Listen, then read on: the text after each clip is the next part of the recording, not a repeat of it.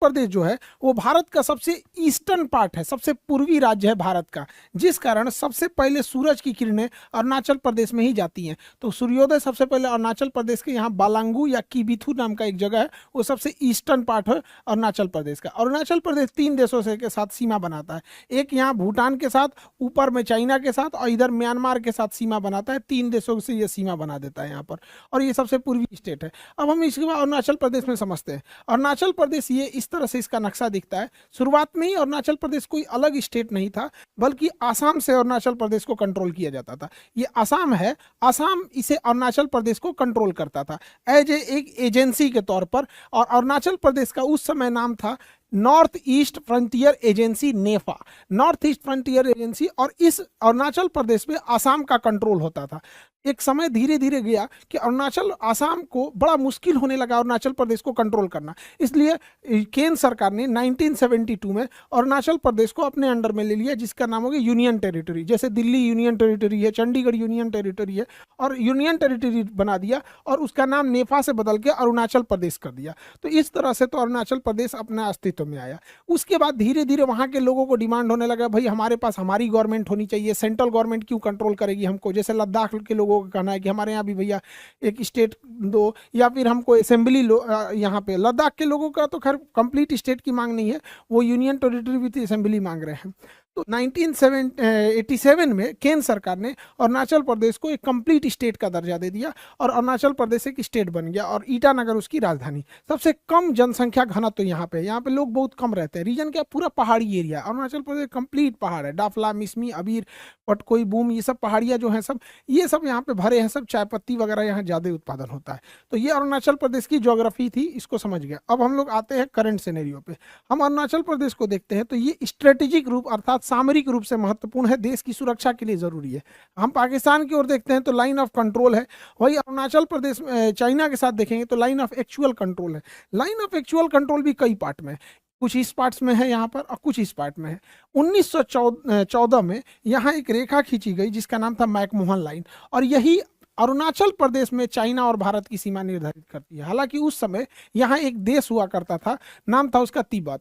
तो यह रेखा तिब्बत के साथ खींची गई थी। बाद में चाइना ने 1959 में तिब्बत पे कब्जा कर लिया, तिब्बत पे कब्जा कर लिया। उसके बाद चाइना कहता है कि तिब्बत के साथ साथ अरुणाचल प्रदेश दक्षिणी तिब्बत है। तो भारत को बोलना चाहिए कि भैया तिब्बत ही तुम्हारा नहीं है। जब बेटा तुम्हारा नहीं तो तुम पोता पे क्लेम कैसे कर सकते हो। तो तिब्बत ही तुम्हारा नहीं है तो तुम कैसे कह सकते हो कि दक्षिणी तिब्बत, साउदर्न तिब्बत अरुणाचल प्रदेश है। लेकिन हम लोग चाइना के मैटर पे मोए मोए हो जाते हैं, लोग यहाँ पे गड़बड़ा जाता है, बोल ही नहीं पाते हैं लोग। तो भारत कहता है कि अरुणाचल प्रदेश हमारा नहीं। अरे उसको छोड़ो, अरुणाचल प्रदेश किसका है नहीं, तिब्बत तुम्हारा नहीं है यहाँ पर।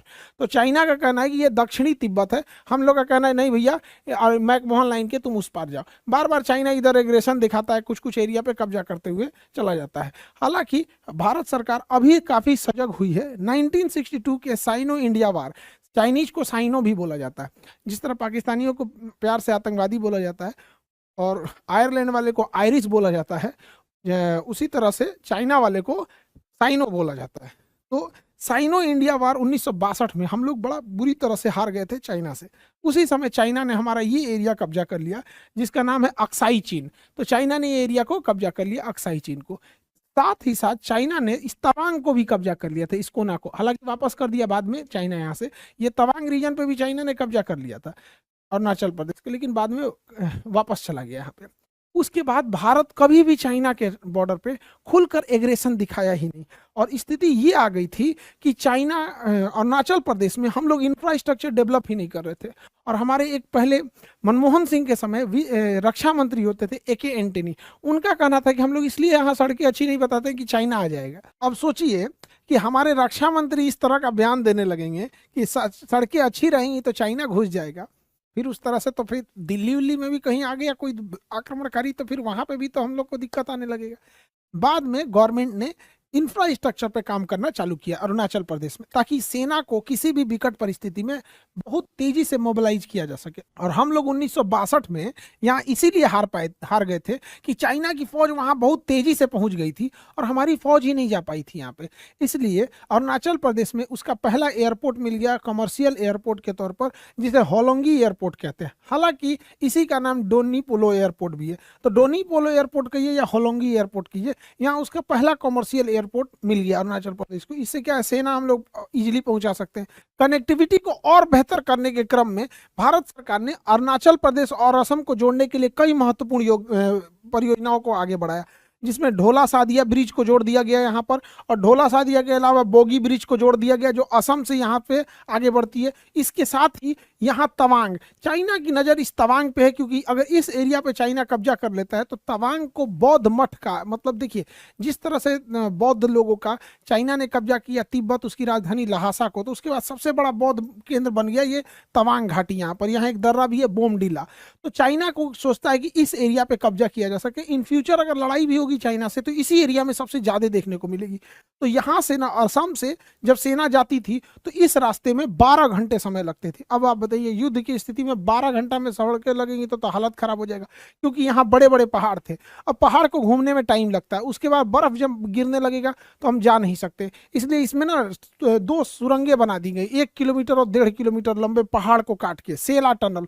उसी टनल का नाम है सेला टनल, जो इसके बीच में पहुंचती है। यहाँ पर सेला टनल से हमें काफी फायदा होगा, क्योंकि कितनी भी बर्फबारी हो, पहले बर्फबारी होती थी तो ऐसे गाड़ियां जम जाती थी, कोई जा ही नहीं सकता था, तो कनेक्टिविटी हमेशा के लिए नहीं रहती थी। तो इसे सेला टनल का उद्घाटन कर दिया गया, नरेंद्र मोदी ने सेला टनल का उद्घाटन कर दिया। इस टनल से काफी फायदा होगा हम लोगों को, क्योंकि जो हम लोग यहाँ से यहाँ 12 घंटे में पहुंचते थे अब उसे 1.5 घंटे में पहुंच सकते हैं, जिस कारण यहाँ पर चाइना के इस एरिया में एग्रेशन को कंट्रोल करना हमारे लिए काफ़ी इजी हो जाएगा। इसके अलावे सरकार ने और बेहतर कनेक्टिविटी बनाने के लिए चाइना के पास 44,000 करोड़ रुपए के सड़क परियोजनाओं को मंजूरी दे दिया। और इन सड़क परियोजनाओं में 2 सड़क परियोजना सबसे महत्वपूर्ण है। एक परियोजना है frontier highway. Frontier highway Tawang के पास से शुरू होता है और पूरा चाइना बॉर्डर के पास, ये जो मैकमोहन लाइन है इसके पैरेलल चलते हुए और यहाँ म्यांमार के बॉर्डर पे जाके खत्म होता है। इससे किसी भी विकट परिस्थितियों में हम लोग एकदम बॉर्डर तक पूरी सेना बिछा के पहुंचा सकते हैं। और बॉर्डर रोड ऑर्गेनाइजेशन ने इसे बनाया था। चाइना एकदम शॉक हो गया कि भैया भारत की नीति ऐसे कैसे बदल गई। इसके अलावा अरुणाचल प्रदेश में एक इंटर कनेक्टिविटी हाईवे और बनाया गया इसी तवांग के पास से यहाँ ले आके, और ये बीच बीच से ले आया जाएगा यहाँ पर, और इस हाईवे को यहाँ ले गए लोग। इससे क्या है, कनेक्टिविटी बढ़ गई। और अरुणाचल प्रदेश में कनेक्टिविटी एकदम बेहतर होने की वजह से वहाँ पब्लिक भी नहीं रहती है, तो सड़कें क्या है 2 लेन ही बहुत एनफ है सेना के आने जाने के लिए यहाँ पे। और ये पूरे 12 मास ये सड़कें खुली रहेंगी, जिस वजह से विकट परिस्थिति में हम वहाँ मोबिलाइजेशन बहुत तेज कर देंगे।